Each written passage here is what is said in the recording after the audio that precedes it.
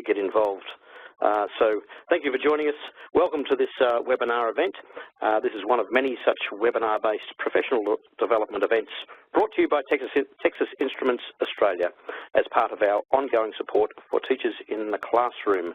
Today's topic, Further Mathematics Exam Readiness. And your presenters this evening are Sanjeev Meston and Craig Brown, who you have heard a little bit in the background already. My name is Brian Lannon. I'm your host for this event, and I am recording this event as well so that you will be able to watch this again at a later date and maybe share these ideas with your students as they prepare for their exams. Our first panellist this evening will be Craig Brown. Good evening once again, Craig. Good evening, everybody. Sorry about that before. Just over enthusiastic. And we, Craig, as you see here, teaches at Ignatius College in Geelong. He's a TCube national instructor. He has been teaching for 2.5 decades and at all levels of senior mathematics, including further mathematics for tonight, but also the methods and specialist courses. He's used TI technology through his teaching career, and the most important thing that I note is that he's keen to share what he's learned with other teachers. Thank you, Craig. No worries, Brian. Now, our other presenter this evening, Sanjeev Meston, he's going to become a bit of a silent partner, but firstly I'll introduce Sanjeev here. He's Head of Teaching and Learning and Curriculum at Lakeside College, also a national instructor for teachers teaching with technology. I have attended many of Sanjeev's presentations, both in Australia and internationally. He has, as you see there, he's keen to also develop STEM resources, and once again, keen to share his ideas with other teachers. Now, Sanjeev, unfortunately today, has come down with a cold and coughing and barking, and so in our discussions in the lead-up to opening this event, we decided that Sanjeev would remain a silent partner so that you don't have coughing all through this evening's webinar. So Craig is now taking over the lion's share of the presentation, and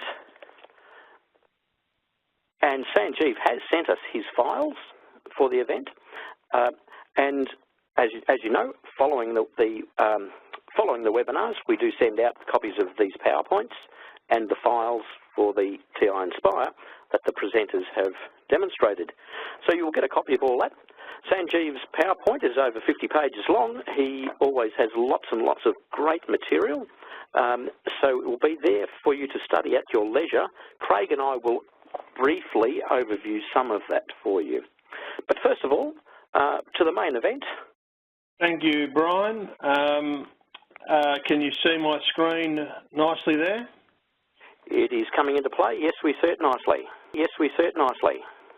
You do. Thank you very much. A list of Univariate data. Yep. Sensational. Okay. Welcome, everybody. As Brian suggested just then, the original plan was for Sanjeev to cover the statistics part of the course, and I was going to do the recursion. So we've had to have a little change of plans tonight. So I'll show you some of the stuff that I've got prepared for the statistics as well, which are some of the key things that Sanjeev was going to cover. And then from there, I'll go into the recursion side of things, and then Brian will bring it home a little bit at the end to show you some of the materials that Sanjeev had prepared for you. And as Brian said, this will be all made available on the website. So we'll kick off with the univariate statistics part of the course. So as you can see there, in front of you, I've got some data entered into a lists and spreadsheets page on the software.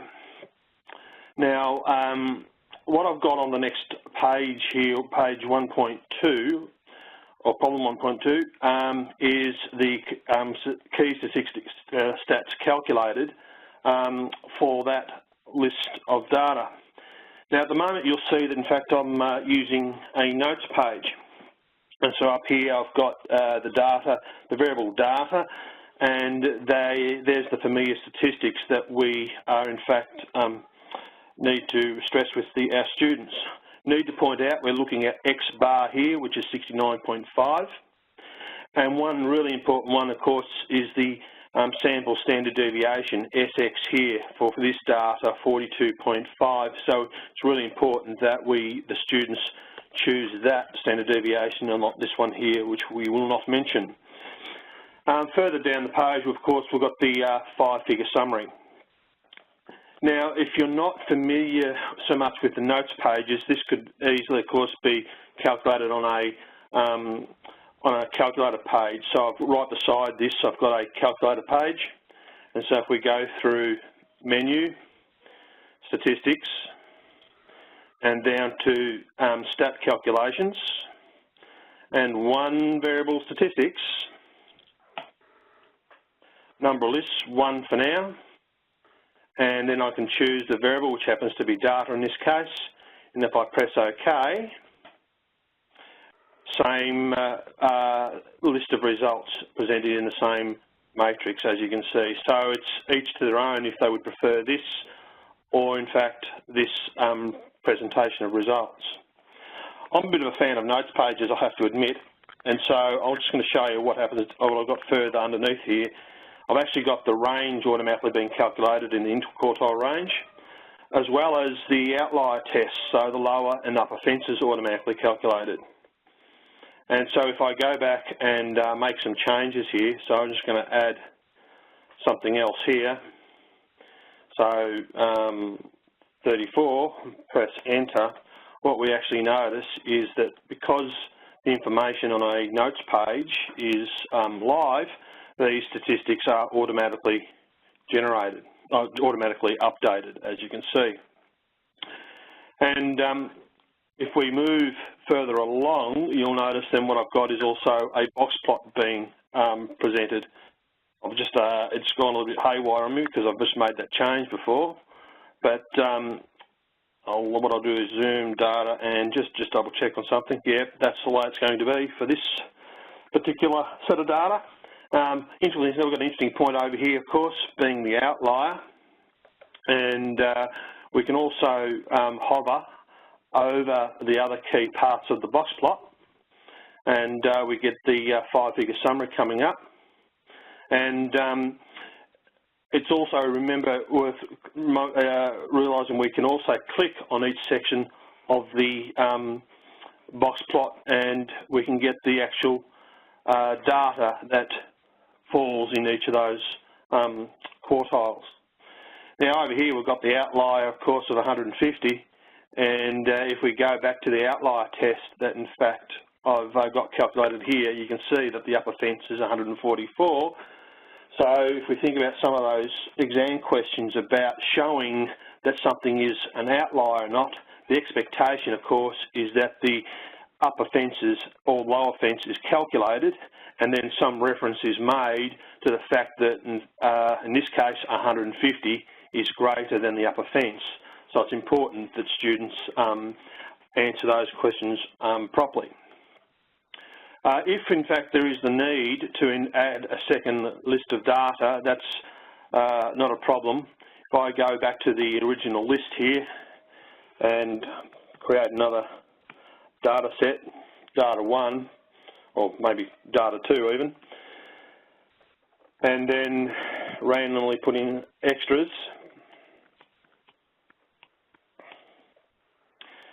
If we in fact want to then create a similar set of statistics for that particular data set, so far as our notes page here is concerned, all I have to do is, because I've now labelled that data 2, if I change this here to data 2, notice how it's still bold.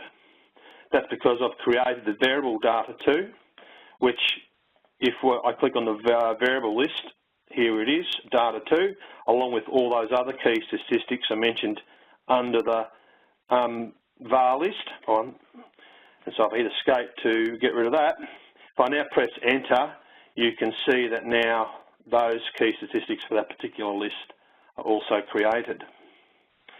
Which means, of course, having to possibly do a parallel box plot. Then if I go menu and plot properties, and then I can add an X variable. If I now add data 2, I get that second box plot, and then we can make comparisons with the key statistics there.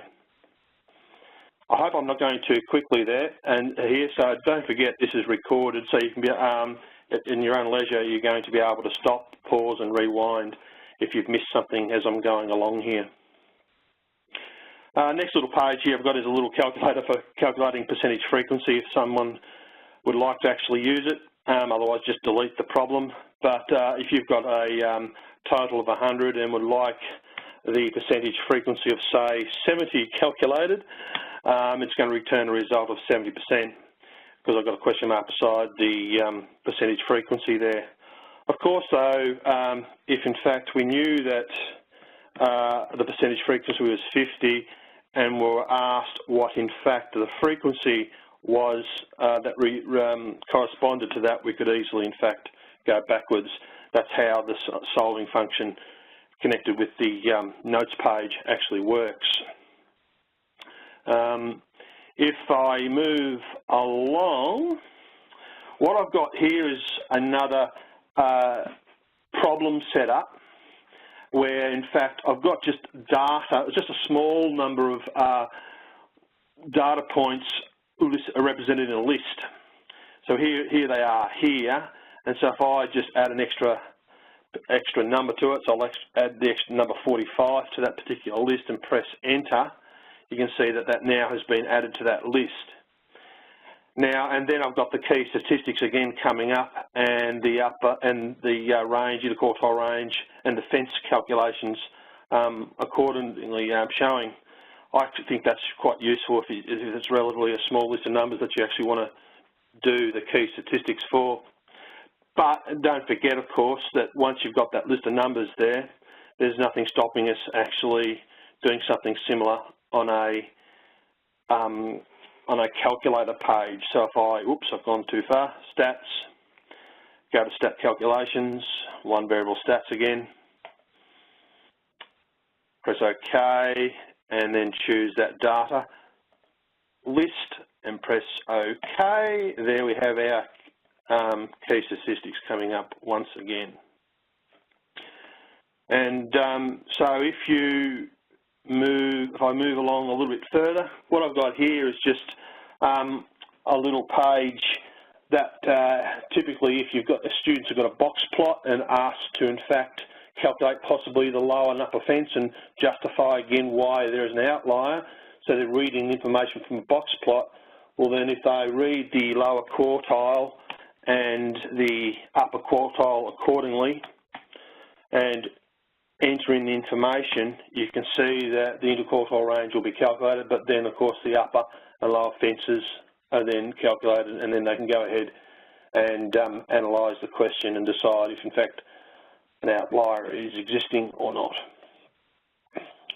If I go along a bit further, what I've got the next page here is in fact calculating Z-scores. And so if I've got a mean of 100, so some data with a mean of 100, oops, wrong figure, I'll start with a mean of 100 there, standard deviation of 5, and I would like to standardise the score of 110, then you can see down here that the standardised score is 2. Because we've got a question mark beside the Z-score there, they'll know that in fact that is the standardised score. Like I showed before, what we could do instead is say put 2 for the standardised score, and then be asked if in fact what is the corresponding data point. So I put a question mark there instead, and then it'll return a score of 110. So nice little relationship just in case students have to play backwards and forwards with those variables. Next little page we've got here is actually calculating logged values from normal values, if you like. So let's stick with values we know. If I've got the normal value of 100 and would like to know the logged value of that, if I press enter, there you go, the log of 100 is 2. Or vice versa, if I in fact would like to know if I had the log, the number being 3.12, and would like to know what the corresponding normal value of that would be, there it is. So yes, there are other ways, of course, doing it on the calculator using it through the buttons sequence, but maybe some people or some students would prefer that instead. And then moving along, here the little page, you have notes page here that is presenting information for the 68, 95 and 99.7% rules for our standard deviations. So if I've got a mean of 100 and a standard deviation of 5, all I've got to do is plug this information in here and press enter, and the information gets updated, and then we can answer the question accordingly. As according to this data, 95% of the data lies between 90 and 110, and I've got here that is actually the 2 standard deviation rule. When you get the questions where you've got, say, 1 standard deviation to the left and 2 standard deviations to the right, still can be asked, this can be still used to answer it, but you'd be encouraging the students to actually draw the curve first and then work out, well, what percentage would be lying less than that, and then what percentage would be, in fact, lying above that. And once you've done that, of course, subtract those 2 from 100 and you get the percentage that lie in between. So it's still relatively simple to answer. But like I keep saying to my students, draw the picture first. That sort of brings me to the end of what I was going to show for the univariate side of things. What I'll do is show you a quick look of what I got for the bivariate data. So I'll go back to start here. So for the bivariate data here, you can see I've opened up a list of spreadsheets first. I've got these 2 variables, x, ev, and y, rv. So ev, of course, being the explanatory variable, rv being the response variable. The reason why I put an x there is to remind students that that's supposed to be on the x-axis, and this one's supposed to be on the y-axis. So that's the only reason why I've done that, to try and prompt them to make sure that they put the data in the right spot.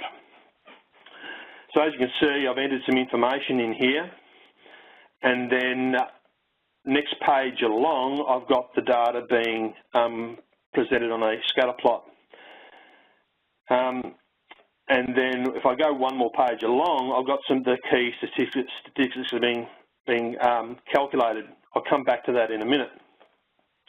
Now, some of you would be perhaps familiar with actually turning the diagnostics on. So, in fact, the line of best fit is actually showing on this, as the R-squared value and the R value. So if I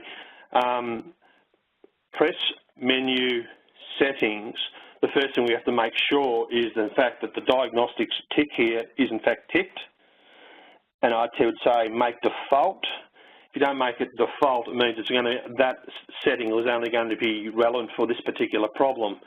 You'd probably want it relevant for all problems that students create.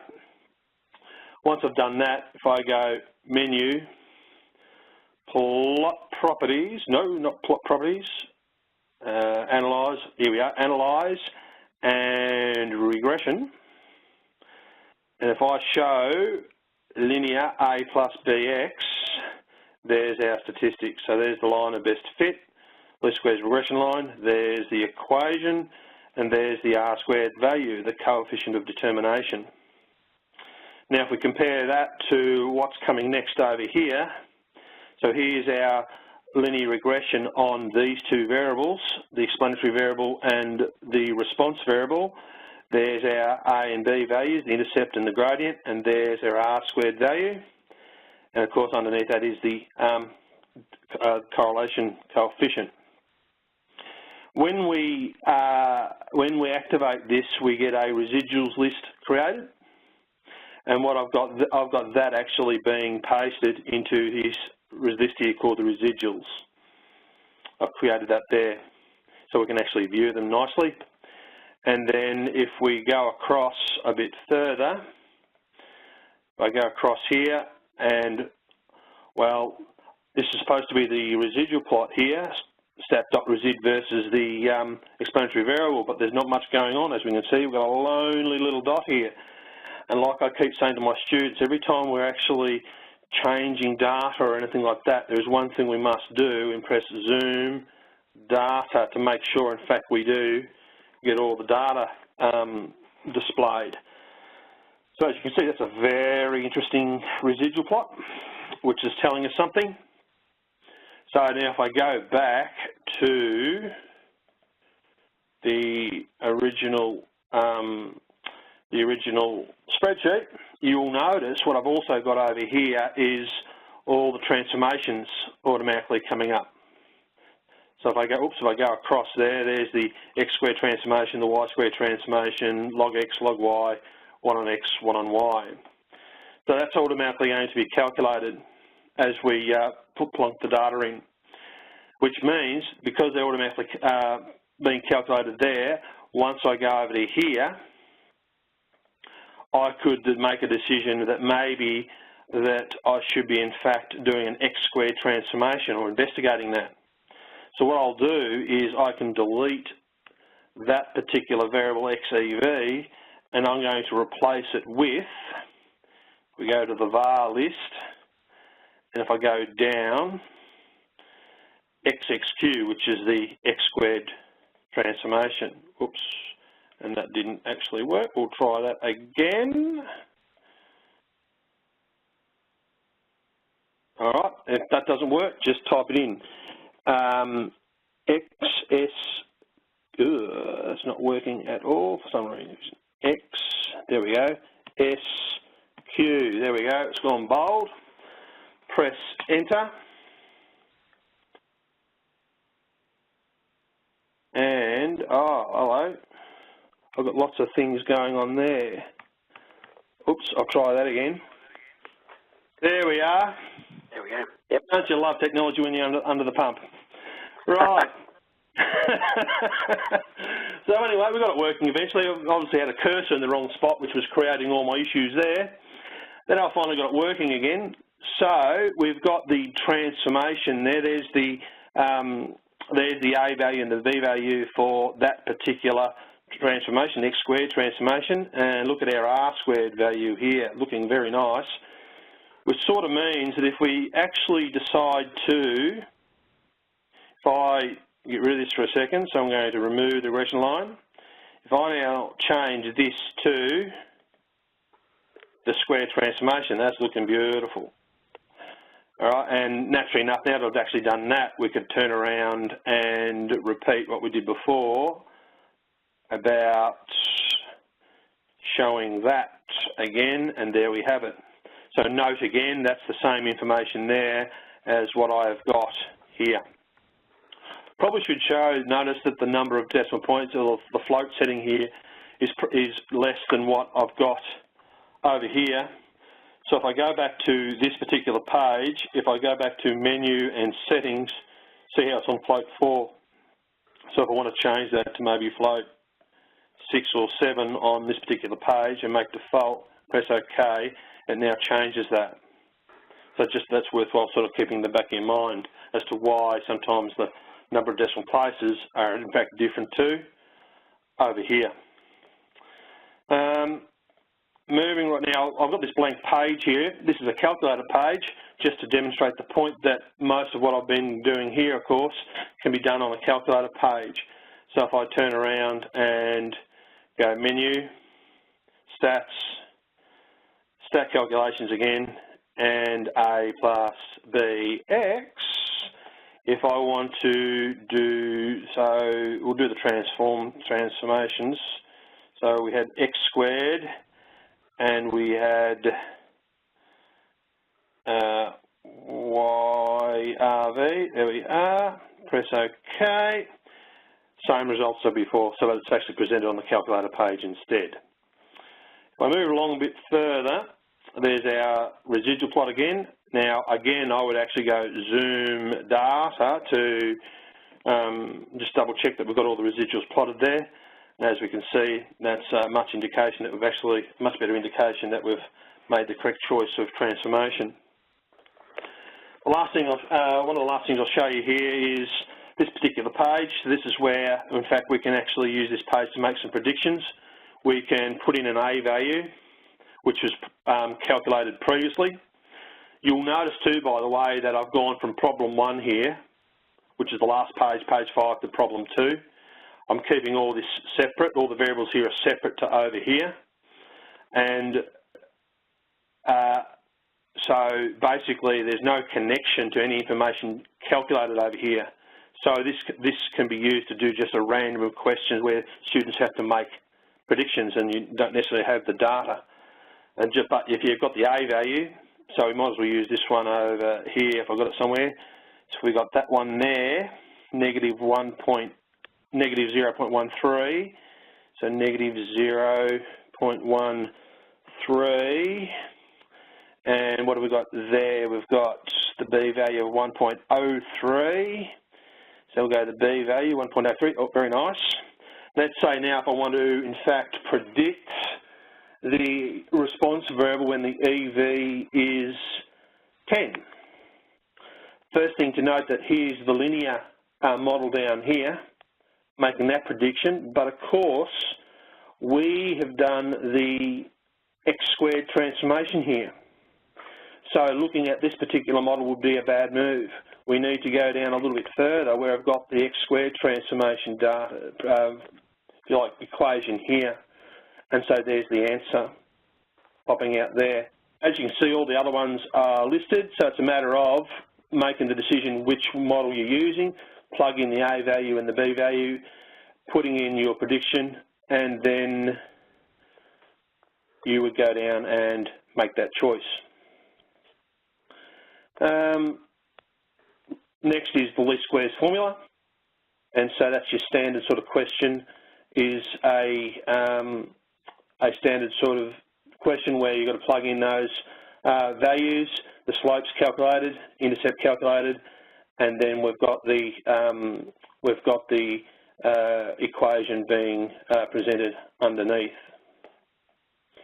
And then I've got a page here where, in fact, if you've got a pair of points on, say, a scatter plot with the line of best fit showing, but no data, but you have to find the least squares, find the equation of the line by just plugging in the points. So I'll just make one change here, change that to 15, and press enter.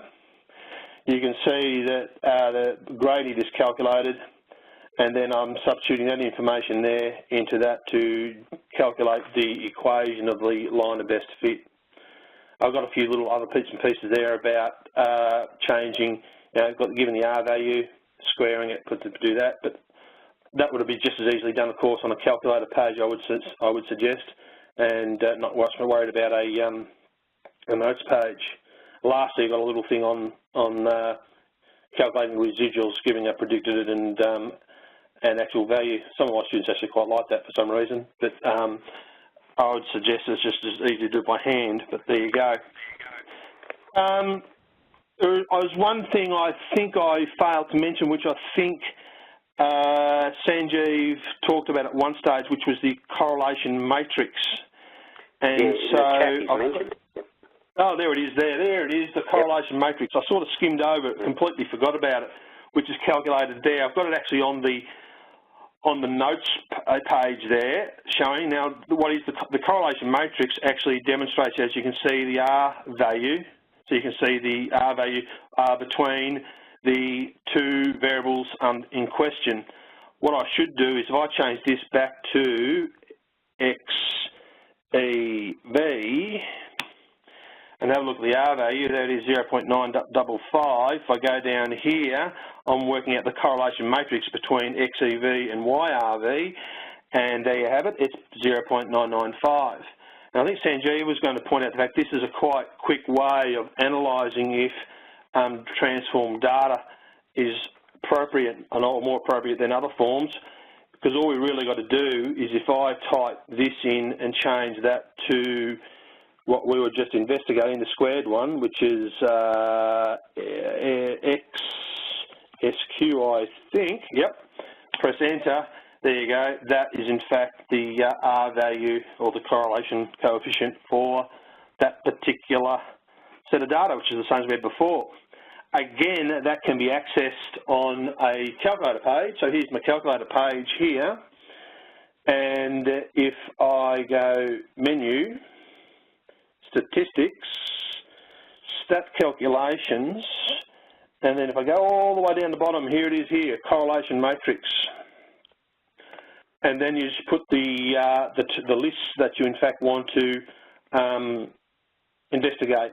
So just above it here, I've got XXQ and YRV, so I might as well do those. So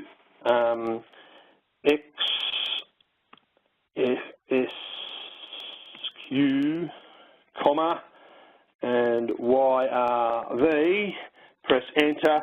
There you have it. The R value calculator, which compares to the R values just up here. And I think that's about all I could sort of come up with at the last minute, trying to piece together a bit of what Sanjeev was doing. So I hope I've done you a little bit of justice there, Sanjeev. So I hope I've ripped you off at all. But what I'll do now is move on to the recursion stuff, which I had planned. Yeah, that's all really good, Craig. I've been looking through Sanjeev's PowerPoint and also his Inspire file, which is really extensive. You've done, and Sanjeev, you've just seen in a comment there, Sanjeev has just posted that he also agrees you did a great job. So thank you with about 60 minutes notice for putting that together. Well done. All right, mate, we'll see what we can do about the recursion side of things. So I'll just click over to my recursion file here. There we are there. And I'm going to go back to the start. As we're going through this, I'll just, what I'll do is, there's the start of the file there. It's largely notes page driven. What I've got is a couple of exam questions to look at, and I'll show you how, in fact, this information can be, all these questions can be answered using this particular resource. So we've got here a sort of question here. Milk bar owner notices that the number of boxes of chips sold in a given week is modelled by the following recursion relation. B0 equals 20, Bn plus 1 equals Bn plus 2, where B stands for the number of boxes of chips sold after n weeks. What is the initial number of boxes sold? That would be 20, calculator not needed for that. How many boxes does the owner's sales increase? Start again. By how many boxes does the owner's sales increase by each week? Again, no need for the calculators. 2. All right. So what we'll now do is, before we go much further, we'll enter this information into the calculator. So over to the calculator. So the initial number of boxes sold was 20. So starting value here is 20. And increasing by 2 boxes per week in sales, so I put a D value of 2. Now the first thing you'll notice by putting this information in here, in red, the recursion relation is actually coming up. So it's a nice little check to see if in fact we've got the information right for a start. And so over here, I've got those values being generated. So here's after the first week, 22 boxes, second week, 24 boxes, third week, 26 boxes. And what I've got is I've got 25 terms being generated. And so if we go across, I've gone over to 1.4, here's a graph of that. A bit like I was doing before, I tell my students, once you make changes to the data, we should go to Zoom and Data to generate our graph. And if we press Menu and Trace and Graph Trace, we can actually trace along those values. So there you go. There's the starting number of boxes sold, and there's the number of boxes being displayed. So I'll hit Escape there. All right, so I'll go backwards and go to here, and we will start looking at answering some of these questions. So it says here, use recursion to calculate the number of boxes sold in the second week. So remember, when it says use recursion, you're supposed to actually show the working. So that would be the standard sort of working. Start off with the initial value, show the relationship with how B1's calculated, and then show the relationship how B2's calculated. But like I was saying like I say to my students, well, don't forget you got the information over here, and so there's no real need to be trying too hard in terms of thinking about the maths. Show the relationship, there's the answer. Show the relationship calculated, there's the answer. And so you can see that those values have been automatically calculated from there. If I go back to the question, we've got here, how many boxes will be sold in 6 weeks? Which is down here, how many boxes sold in 6 weeks? So we go down here, that's week 3, week 4, week 5, week 6, so 32 boxes. The next question says, find the rule that will calculate the number of boxes sold in the nth week. And so if I go back to here, and the third page here, I've actually got that being automatically calculated. Vn equals V0 and D. See how they're bold there? That's because that information there, V0 and D, is being fed into there. So there's the typical expansion, and there's the result. And so the answer is Bn equals 2n plus 18. The next question says, use this rule to calculate the number of boxes sold after 10 weeks. Naturally enough, you could use you could use a calculator page if you wanted to. I've just simply got this here. So it's supposed to be calculating the number of boxes sold after 10 weeks. N would be 10, so if I put 10 there for N, swap 10 for N, I've got to make sure that the information up here matches, so I better make that 2 and leave that as 18, and I'm going to maybe put the question mark there because I would like to know that value, and therefore I'll solve for the question mark, press enter. The answer is 38, 38 boxes. So, Craig, I just had a question there as well. Just going back a bit on the sequence command. When you set that up initially, the generate sequence in the data of the spreadsheet. Here. Oh yes, right, that one there. Yep. Yeah, so that's the one. Yeah. Basically, you can see it's generating time values. See how I've got how many terms there? If you'll notice there, I'm actually generating 25 terms, and so that's where that's coming from. But maybe to show us where that comes from to set it up. In the sequence. Where the sequence command is located. So from the menu. Yep. Yeah, basically from the menu. So if we go, I actually go to the catalogue. So hit the ball, hit S, the sequence, and head down to where it says sequence. There it is. And it actually tells you with the visit on how to actually type that information in. The expression. Yep. So in other words, the expression is K because you're just going up in ones each time. What's the variable? I've called it K. Where do you want to start off? 0, which is the initial value. And then the high value here, that's how many terms. And I've left the step size out. If you leave the step size out, it'll just increment by 1 each time.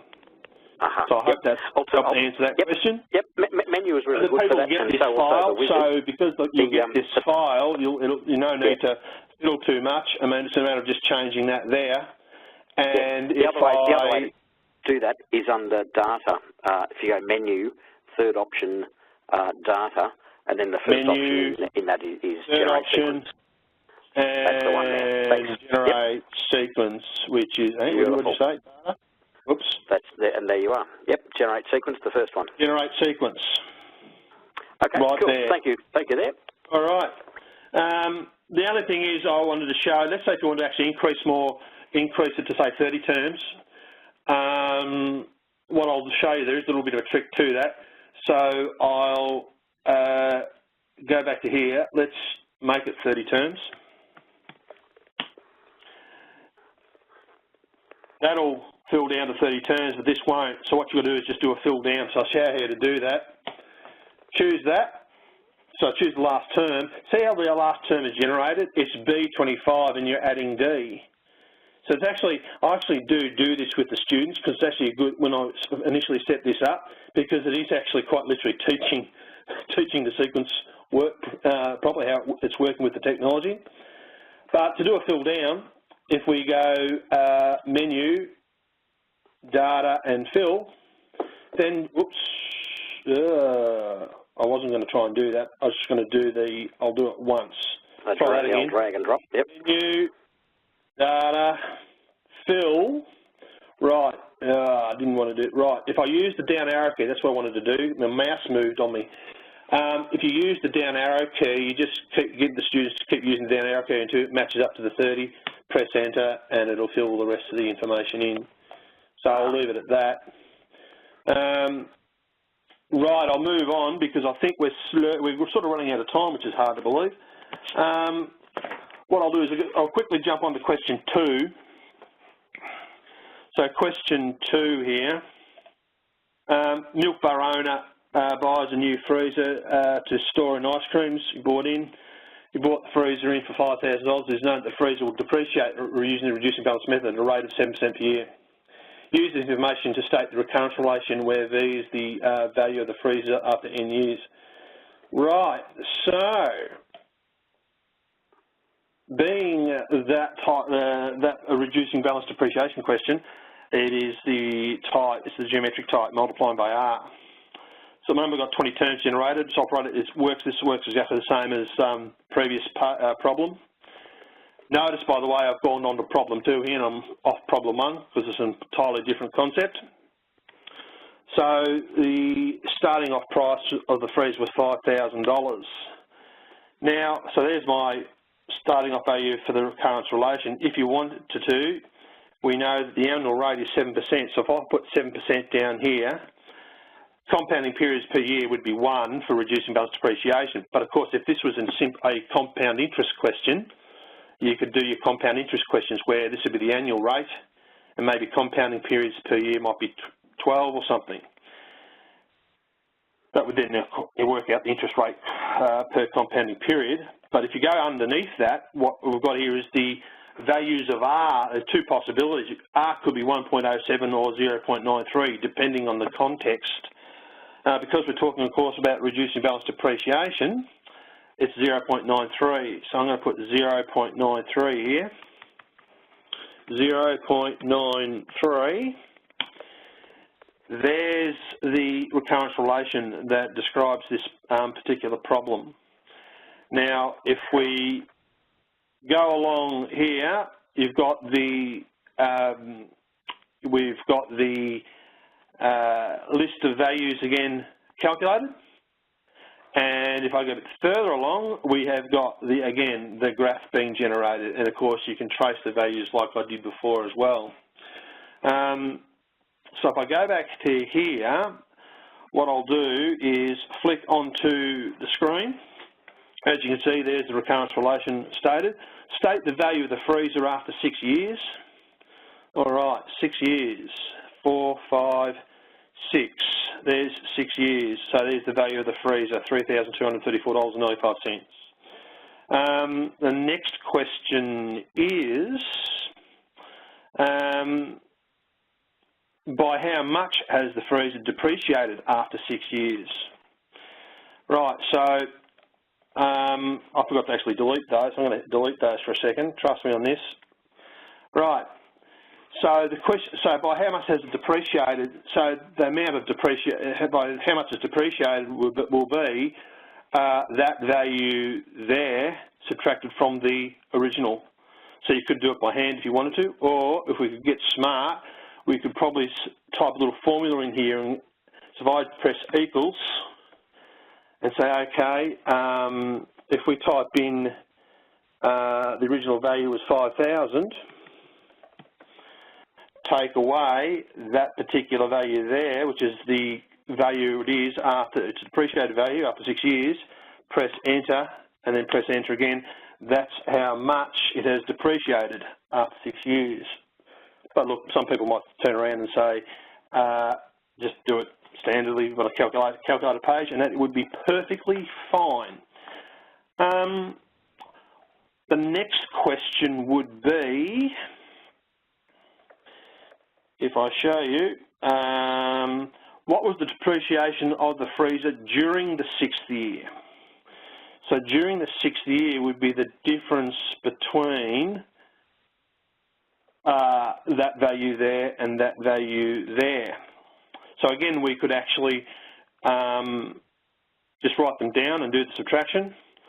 Or if we want to use a formula here, we could go equals, and I want that value there, press enter, take, I want that value there, press enter, and the answer is $243.49. Next question is, how many years will it take the freezer to value, or I should show you the question, sorry about that, I got too excited. How many years will it take the freezer's value to fall below $2,250? Right, so if I go back to my table, we go, just keep scrolling down to find 2,250, or that'd be tempting to say that, but it's actually not below that. So there we are, that's below $2,250, so it's 12 years to answer that question. Alrighty, on to the last one. So if I show you the last question, the owner of the milk bar takes out a loan of $600,000 to buy a new shop. Interest rate charge on the loan is 3.75% per annum, and the monthly payments are $4,000 to pay off the loan. Calculate the four significant figures. The monthly interest rate. Right, so if I go back over here, there's the graph, remember, on the previous question. So here we are. Right, so let's plug in some information on this. So the starting value of the loan was $600,000.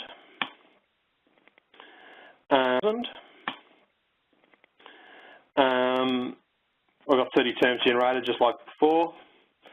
Now, if I show you the question, we're talking about 3.75% per annum, monthly payments of $4,000.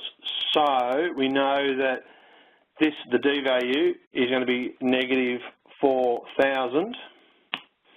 We need to work out the R value. So what I'll do is put the annual rate in here, which is 3.75. Compounding monthly, so CPY 12, that's fine. There's the interest rate per compounding period, which is what would be after, and that is rounding off to four significant figures, 0.3125% per month. The next question is, state the value of R to three significant figures. So if we now go down to here, we've got a bit of a choice to make again, like before. Is R going to be 1.003 blah blah or 0.96 blah blah? Again, there's the expectation that students realise that such a question is an example to that home loan. This is an example of the growth type problem. So 1.003 before the payment's being made. So 1.003 it is, it goes here for the R value. You'll notice now that the recurrence relation is calculated and table generated just like before. And for that matter, if we go a bit further along, so is the graph as well. So we'll come back to here, and if we go back to the question, If L is the value of the loan, state the recurrence relation that models this loan. So there it is, and I'll just show you to confirm that again back over here. There's the recurrence relation. The next question says, find the value of the loan after 5 months. All right, or the balance of the loan if you like. So, after 5 months. So there's the 1 month, 2, 3, 4, 5. There's the answer. $588,933.80. If we move along to the next question, by how much did the loan decrease after the 5th payment was made? I'm a little bit aware of the time, so I'm not going to show you all the different ways. You could obviously, naturally enough, work that out from this information here. What I thought I'd do is also show you that this next problem shows the typical payment schedule. Yep. Yeah. Yep. I just got, after you generate the sequence in the first column, how did you calculate the step-by-step recurrence in the second column using the V0 template? So, if we go back to, so you're talking here. Yep. So I'll go back the formula. At the top. So first of all, yep. The starting off value is 600,000. So see how I've got V0 there? That just equals V0 because of the fact that you want that particular value there feeding automatically in. Yep. Change that and it'll change it in the list. And then you've got a formula under have a look at this beautiful little relationship here. And again, I actually do generate this at the start of the year with my students because it's, have a look at the rule that we're using. It is the classic definition of what we're supposed to be doing. So I quite like it. There's probably other ways of doing this, but I do quite like doing this from the point of view it helps reinforce the content, I guess, for the want of a better expression. Yeah.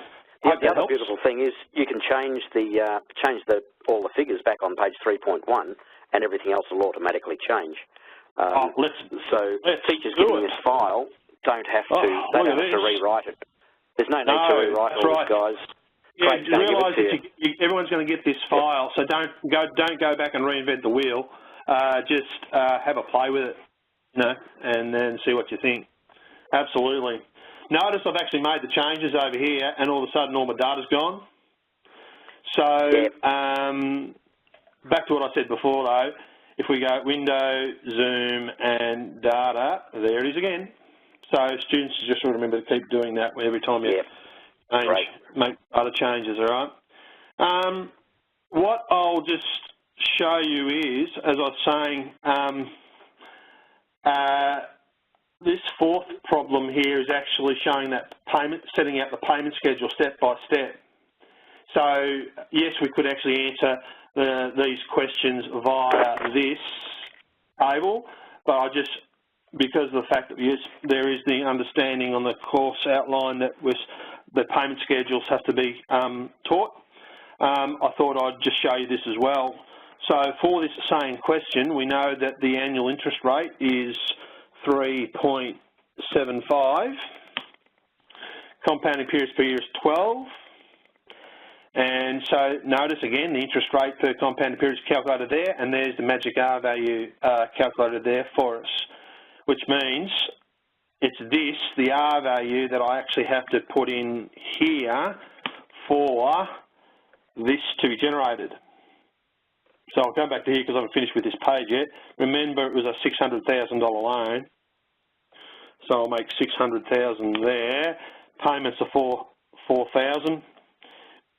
If I go back over to here, here's the payment schedule. So there's the payment. So first payment, $4,000. That's how much interest has been paid. That's how much the principal has been reduced by, and that's the balance of the loan. And so it goes for that many payments. I think the Board of Studies says something from memory, 6 or 7 payments or steps. I've gone a bit more than that, but that's okay. Which means, yes, I am running short of time.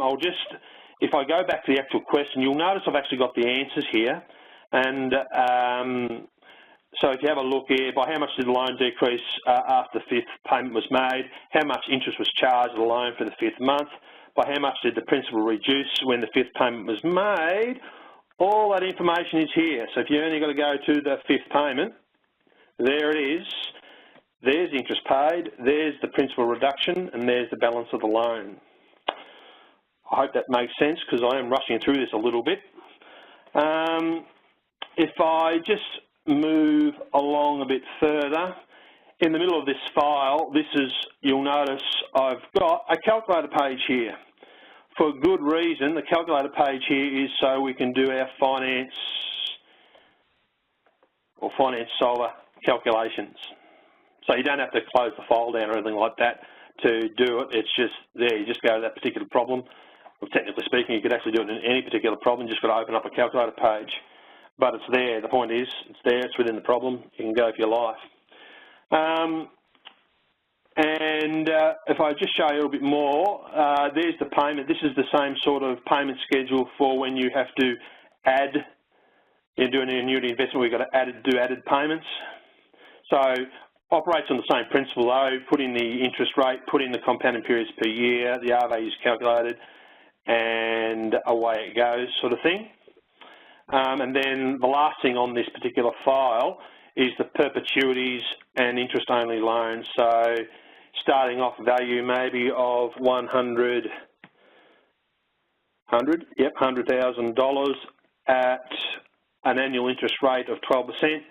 Let's say compounding periods per year is 1. I'd love to know what the payment would be for this perpetuity. So I'll put a question mark there. It would be, in fact, $12,000. And that just about brings us to the end, Brian. I hope I haven't missed too much on particularly the first section of the presentation, and I hope people enjoyed it.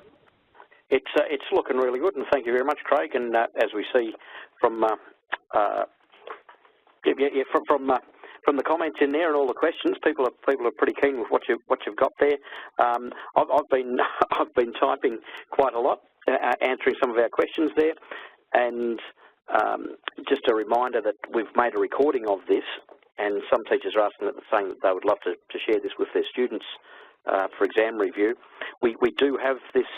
I'm just going to quickly show across onto my screen. We do have this on the website, which I'll show. In the teacher resource section of the Texas Instruments Australia website, and you can get there if you just simply Google Texas Instruments Australia. Make sure you put Australia, otherwise you'll quite likely end up in Texas. So across onto this website, under Teachers, Professional Development, and you see here the webinars. There's the upcoming webinar program. So that's where we can see what's coming down the track and sign up. You see, for example, that we've got Specialist and Maths Methods exam prep as well, and also the International Baccalaureate. This takes us through to the end of this term. There's another program that will be coming out next term, but also you can watch all past webinars.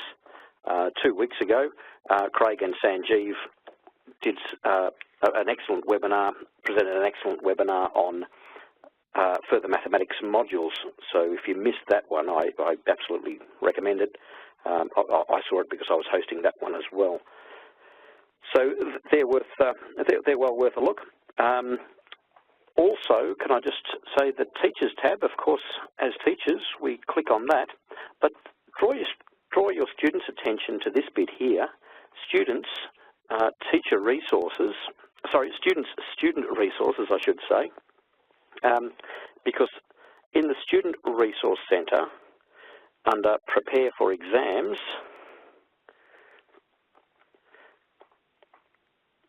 we have state by state exam readiness series. So this is a set of videos. Craig and Sanjeev helped construct these. So videos and question series for Further Mathematics is well worth having a look at. So draw your students' attention to that one there. So remember, it's instead of looking under the Teachers tab, look under the Students tab. I've just gone right on time there, so I'm just going to I'm not going to run through Sanjeev's PowerPoint, but I'll just quickly show you that it is there, so you'll be receiving this one as well. Lovely 50-page document, and Craig actually did cover a lot of the material there. I was making some notes. Sanjeev said, make sure you show everyone that correlation matrix, and Craig, you ticked that one off for us as well, and also how to set up things like the diagnostics so that we get the coefficient of correlation and coefficients of correlation and determination. Sanjeev especially wanted to point out the smoothing for data, and I'm just jumping forward to a slide here, number 34 in the series, and he showed how we set up the smoothing in the listen spreadsheet. Remember, you don't just get the step-by-step PowerPoint from Sanjeev, but you also get his TNS file, and in that, some teachers were typing into the chat, where are these formulas coming from, how's it happening? You can pull this apart by having a bit of a look. Problem 6, I think it was, Sanjeev, where your time series plots and smoothing, and here it is in here, so you see how these formulas are set up. So write in the first one, and then do a fill down, as Craig showed us how to do. You can see the mean, moving mean and moving median over here to set those up for the plots. So once again, thank you, Craig, very much for stepping in and at short notice and doing some of that other material. Absolute pleasure. Terrific. And I can see accolades coming in on the screen now as appreciation for both you and Sanjeev in what you've prepared to share with the teachers here. Last minute questions, type them in now. Type in your accolades as well. I'm seeing lots of those. Thanks. Very good.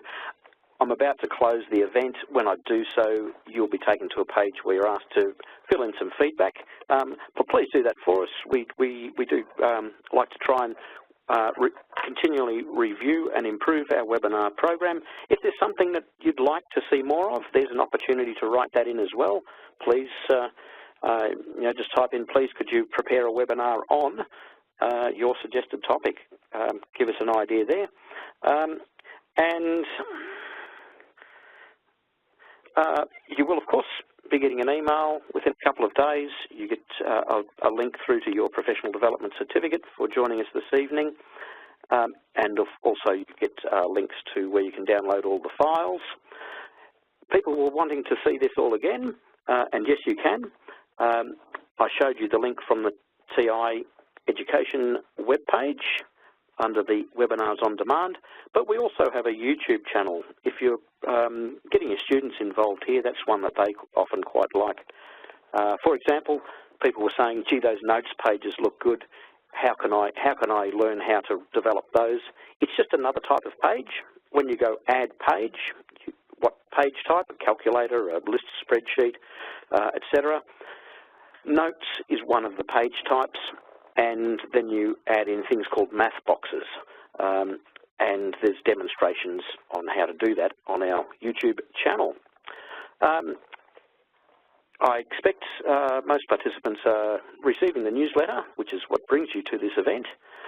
If you're not getting the newsletter, then you're missing out on not just notification for our webinars, but other teaching tips and ideas for support for example, the volume purchase program, where you can get free goodies from TI based upon what you've already bought, and also conference appearances of where we are to support people, and of course face-to-face professional development events as well. Further questions, these are the phone numbers, and I'll close the event out. Thank you very much to both our presenters this evening, Sanjeev and Craig. Bye-bye, everybody. And good evening and farewell. Good evening to all.